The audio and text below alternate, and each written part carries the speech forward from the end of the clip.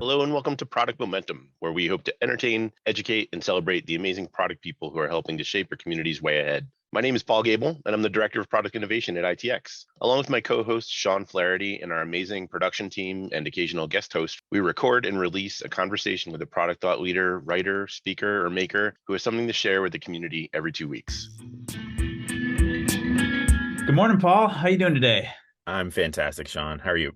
I'm good. I'm really excited about this podcast episode with Erica Orange about change and the future and how we should be thinking about it as product leaders. She's just got a lot of really great advice for us. I'm really excited about this. Yeah, skipping to the end, I think her definition of innovation was one of my favorites. And I think it really challenges me whenever I encounter somebody like Erica. And she is just a great example of someone who can think outside the box, doesn't even come close. I think the way that we get into the headspace of futurist thinking, it's a different lane. It's a different way of thinking. And I'm really excited to share this with our audience. Yeah, there's a lot of great nuggets in here. Let's get after it. Let's get after it. Well, hello, everyone, and welcome to the pod. Today, we are delighted to be joined by Erica Orange. She's the Executive Vice President and Chief Operating Officer of the Future Hunters, one of the world's leading futurist consulting firms. She evaluates emerging social, technological, economic, political, demographic, and environmental trends and identifies the strategic implications, the so what of those trends for several of the most influential Fortune 500 companies, trade associations, and public sector clients. Erica's ability to think critically and translate that into actionable and tangible strategies is what has made her an invaluable asset to clients. She speaks to a wide range of global audiences about the macro trends that are shaping and impacting today's landscape. She's spoken at TEDx and keynoted over 250 conferences around the world, including across Europe, Latin America, and Asia. She's authored numerous articles and industry white papers, and she's been featured in news outlets including Wired, NPR, Time, Bloomberg, CBS This Morning. And in 2020, she was named by Forbes as one of the world's top 50 female futurists. Erica, thanks so much for making the time to join us today. Thank you so much for having me. Absolutely. So just to jump in, futurism and futurist thinking is somewhat of a novel concept to some in our audience. Can you elaborate on the importance of vision when it intersects with this concept of futurist thinking, and especially as it pertains to product management and what possibilities and outcomes might apply? Absolutely. So really, when it comes down to being a futurist, it comes down to really understanding, I think, one key thing, and that is change, and more broadly, the pace of change. And it's made my job both more exciting and more complex because we know that change is happening faster than ever before. So knowing that this is the environment that we all have to get comfortable operating in, if we think of arrows going off in multiple directions, the roadmap is just exploding with possibilities and different futures. And so many people will come to me and ask about strategy, right? What is my strategy going into the future? And we have to start kind of backpedaling a little bit and answering, I think, the more fundamental question there, which is, what is my vision? You have to start first with that vision. And what really is the difference? The difference is that strategies have to be flexible and malleable, knowing that change is going to be that constant. If we put vision first, what becomes important for anyone and everyone, regardless of industry, is clearly defining who you are, what you stand for, what matters, and having that trickle down throughout the organization, and then creating the strategies with which to best get you to that vision that you have clearly articulated. And again, this is critical no matter who you are, where you work, cross geography, cross functional areas. And one of the kind of cautionary tales, right? I mean, we're in Rochester, and Kodak is always that cautionary tale of a company that in a prior economy was so wedded to their strategies. They held so closely to the vest how they did what they did, but what did they lose sight of? They lost sight of their vision and what they could have owned and become in the future. That's a great distinction. I think that's one that it's often overlooked, and we say strategy and vision in the same breath as if they're often interchangeable terms, but they really couldn't be, more distinct. The vision, as you mentioned, is the place where we're going, and the strategy is how we're going to get there. Did I get that right? Is that about it? Yeah, absolutely. And for anyone in product management, a visual that is really helpful for me when I think about strategy is a series of kind of parallel railroad tracks. Right? It's not just strategy as one big overarching set of strategies. We need to go back to the drawing board and task ourselves with identifying what those very near-term set of strategies are, the let's say current day to 12 to 18 months from now, and have that be its own separate track. Have the next parallel track be 2 to 3 years, the next parallel track be 3 to 5, the next one 5 to 8, and beyond. And then know through your vision what is effective and appropriate for each one of these tracks, and be able to hop on and off each one of them and nimbly if what you're doing just frankly doesn't work, and be able to scrap those strategies for the adoption and accumulation of entirely new ones. So who do you think is doing this really well? I mean, that's a great question. It's really hard to answer that only because I don't know, unless you're internal really to a company, how they project themselves externally is a completely different animal. In the CPG sector, I even look at a company like Nike and what they have been able to do with 3 very distinct strategies for 3 distinct environments: the real world, the digital world, and the virtual world. And as a consumer products company, be able to reimagine each one of these distribution channels completely differently, knowing that to be successful in the real versus digital versus virtual is never a cut and paste strategy. And that's what companies get wrong. They take the lessons that they glean in one and apply them to the other.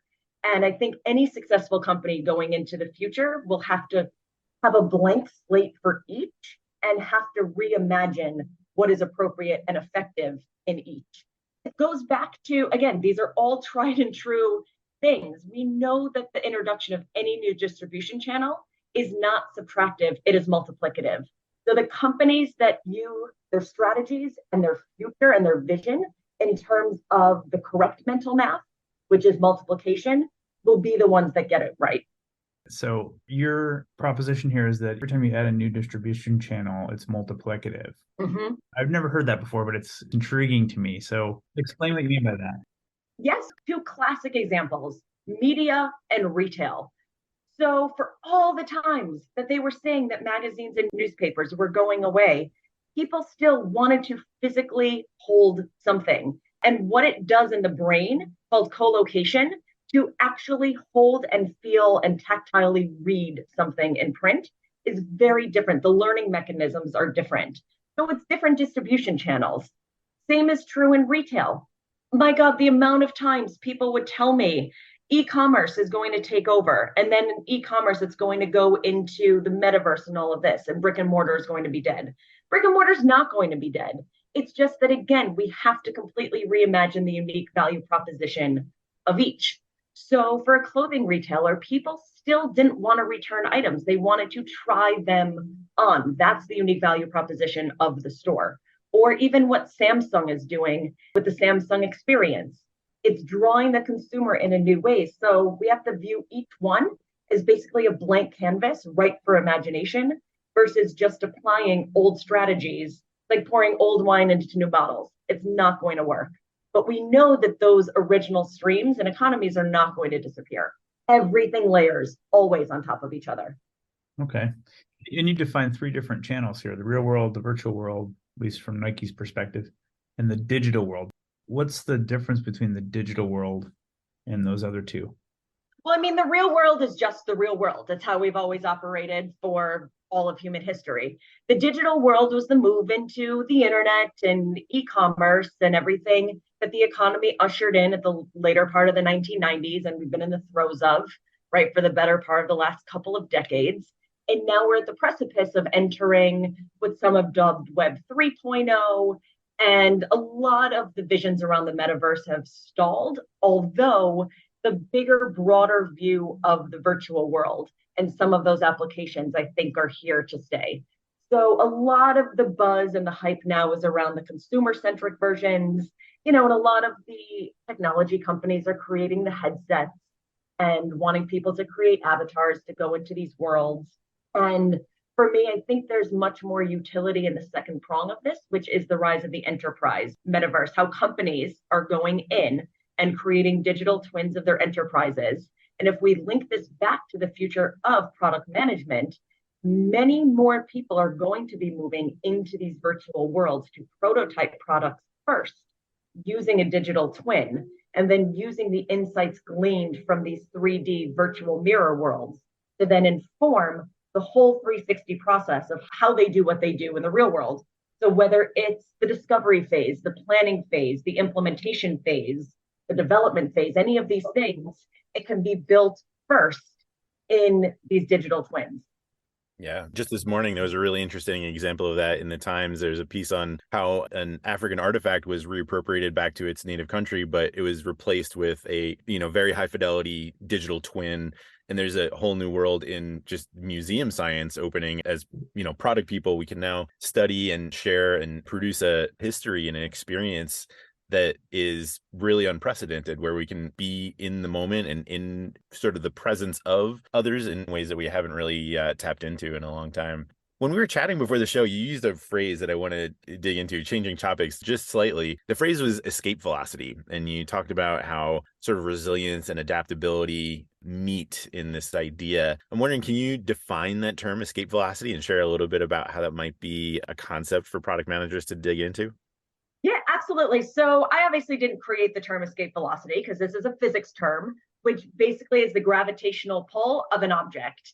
And really what this means in business terms is the fact that we have to get more comfortable adjusting and adapting in near real time to all of these different realities, knowing that things are just accelerating at such an unprecedented rate. And it feels like we are being shot out of a cannon. And all of these things are happening, again, at a faster and faster clip. And one of the biggest silver linings, I think, to come out of the better part of the last 2 to 3 years in particular, when we just had this macro pause of all aspects of our world, right, is that it really started to force us to re-examine a lot of the things that, one, didn't work, or two, the things that we weren't paying sufficient attention to that were going to define the world. So what do I mean by that? So one of the things that it did was that it ushered in a lot of the new ways of working. So 15 years ago, I was talking about the rise of virtual, flexible, hybridized, and distributed work. And people thought that I was crazy because they kept telling me, they're like, Erica, in order to be productive and drive efficiency, people have to be physically co-located. And we realized that when time and space become more decoupled and we can work from anywhere at any time, and whenever we really want to, we just have to get comfortable shifting those metrics away from input to output. And we started valuing and measuring output in completely new ways. And that's a huge benefit to a lot of workers. And that was one of the things that, again, was kind of shot through this escape velocity cannon. Also, our use of technology, automation, robotics, artificial intelligence. I mean, that's another rabbit hole that we can go down, is what we see happening with AI. But a lot of people were uncomfortable with traditional, human to human touch points, and they wanted a lot of these tools to come in and help them do their jobs not only more efficiently, but allow them to migrate to more meaningful and productive forms of work. And then again, just a lot of kind of our reward structures that we would use internally. The fact that immediate stakeholder gratification and shareholder results and all of these things just frankly didn't work. It placed new urgency, I think, on two very critical things. One is strategic foresight. Everyone is being forced to think more long-term because things are happening much more quickly. And two is differentiation. We saw that no company today can just say, I am in the business of X, knowing that every company in some way is a technology company, and they're going to have different functional units that are dedicated to different aspects of the economy. So to pigeonhole yourself to just say, I do this, is going to be much harder to define in the future. That's super interesting. I want to make sure that I have that right. So going back to the beginning of strategy versus vision, and we talked about those parallel paths of 1 to 3 years, 3 to 5, 5 to 8, 8+. Is escape velocity an organization's ability to context switch between those streams effectively so that when one stops working, you can pivot quickly? Is that what you mean by escape velocity? Is it the ability to say this strategy is or isn't working and adapt in real time? Yeah, absolutely. Because again, I go back to what I said, to just abandon in real time all of those things that frankly aren't working, which makes long-term planning significantly harder, but also a significant necessity. So it's kind of a double-edged sword because it is going to be much harder to figure out what it is that you're going to need for this future. But at the same time, we all have to think as if we were futurists. Okay, so if I could reframe sort of what I heard you say about strategic foresight and product differentiation or differentiation in general, you said every company is a technology company. So I kind of see those two things as what you're prescribing as the skills of the future. And the third one that you brought up a couple times now is the actual ability to scrap the thing that you've been working on for however many months. Like we've got to build that muscle in order to effectively compete. You're absolutely right. Yes, to just be comfortable abandoning all of those things that do not work. And that's why I always say what it is that we know and what we do, we always think of as a great asset, right? Like our skill sets are assets, what we deliver as a company is an asset, but we also have to flip our thinking and think of the opposite and ask ourselves, what if these things were liabilities? Because it can be both an asset and a liability. And it becomes a liability because if we hold so closely to the vest all of those strategies and all those ways of thinking without going back to the drawing board and thinking, all right, what doesn't serve us? What actually doesn't work? What is no longer appropriate and effective for where this future is going? And I caution a lot of people when we talk about the new skill sets and the competencies and all of those things that are going to future proof us now and in the years to come, is that we can talk so much about lifelong learning, right? That's all the buzz now. We all have to learn for the rest of our lives and acquire all of this new information. But what if we pause and think about how we become lifelong forgetters? And very few of us are comfortable getting on that forgetting curve because we pride ourselves on what we know. But what if what we know isn't going to serve that future?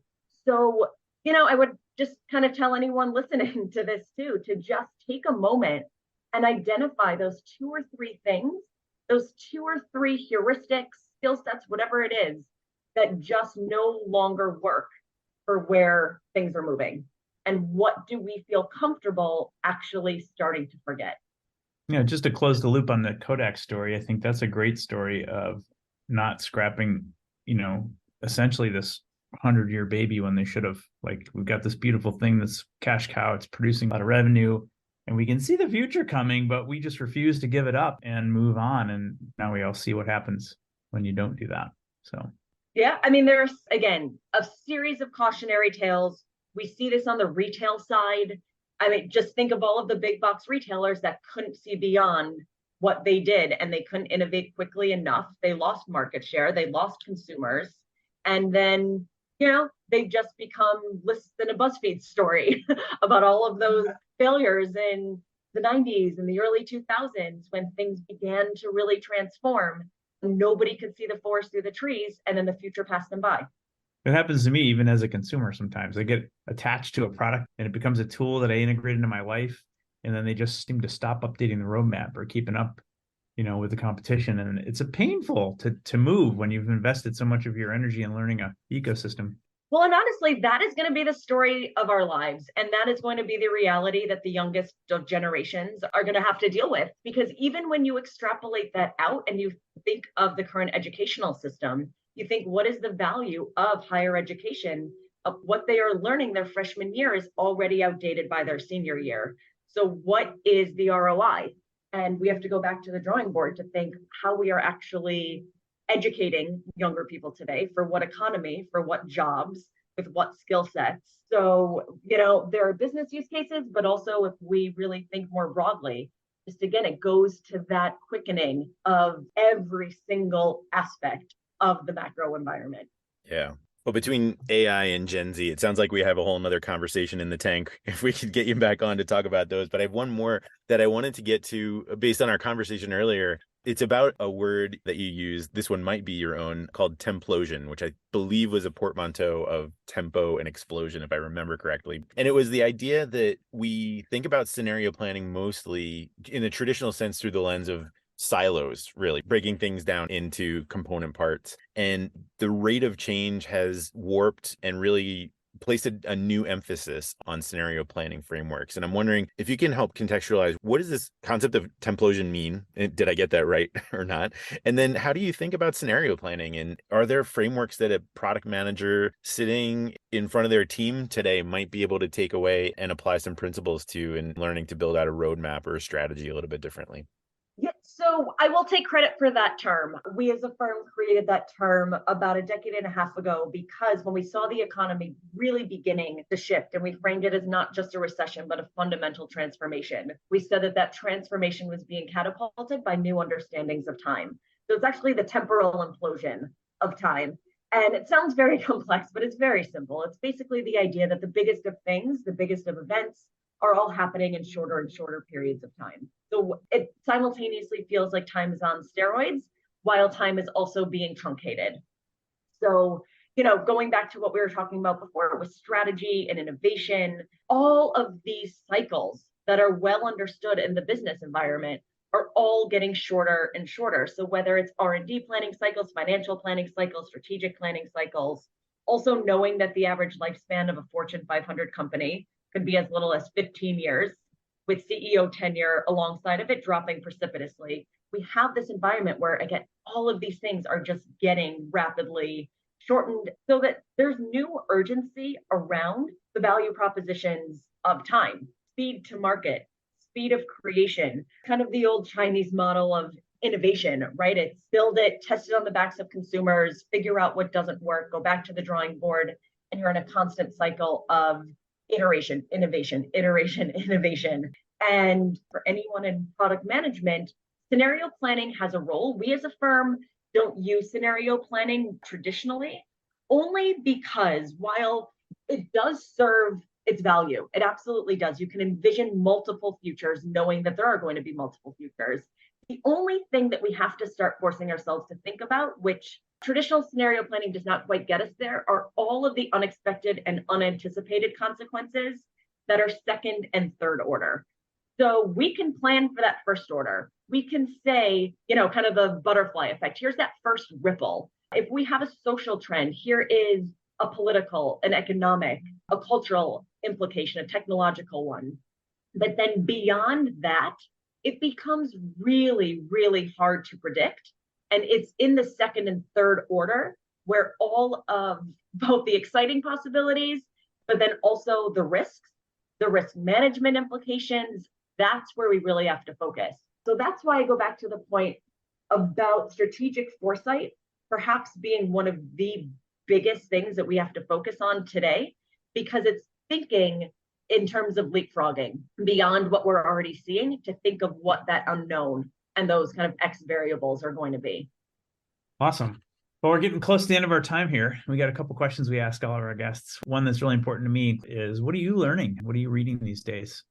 Oh, Matt. So we read all the time. I have a 6-year-old, so I don't have time to actually read books anymore.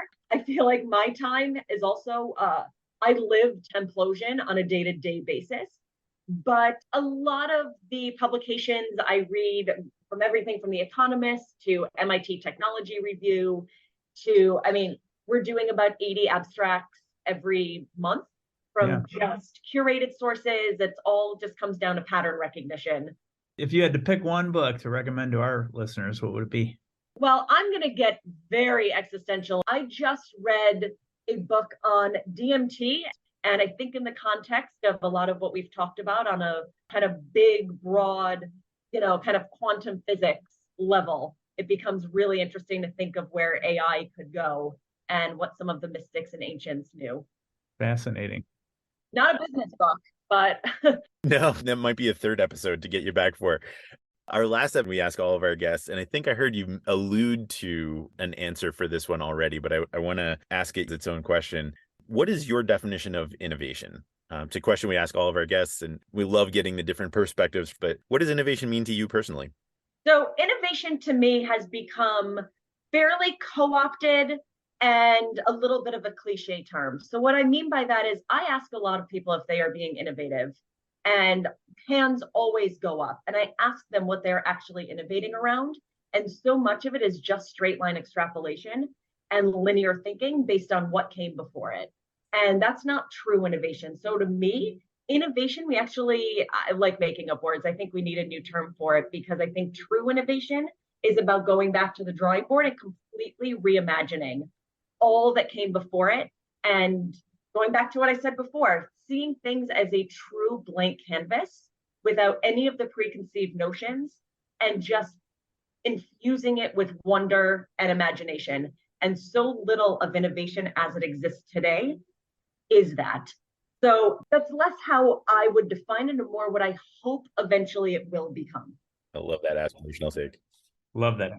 Well, Erica, it has been an absolute joy getting to unpack some of these ideas. I've learned a ton just in our brief time talking together, and I'm sure our audience as well. I can't thank you enough for taking the time today to join us. So thanks. Yes, Paul, Sean, thank you so much. This was such a pleasure, and hope to chat with you guys again soon. Absolutely. Cheers. Awesome. Cheers. Well, that's it for today. In line with our goals of transparency and listening, we really want to hear from you. Sean and I are committed to reading every piece of feedback that we get, so please leave a comment or a rating wherever you're listening to this podcast. Not only does it help us continue to improve, but it also helps the show climb up the rankings so that we can help other listeners move, touch, and inspire the world just like you're doing. Thanks, everyone. We'll see you next episode.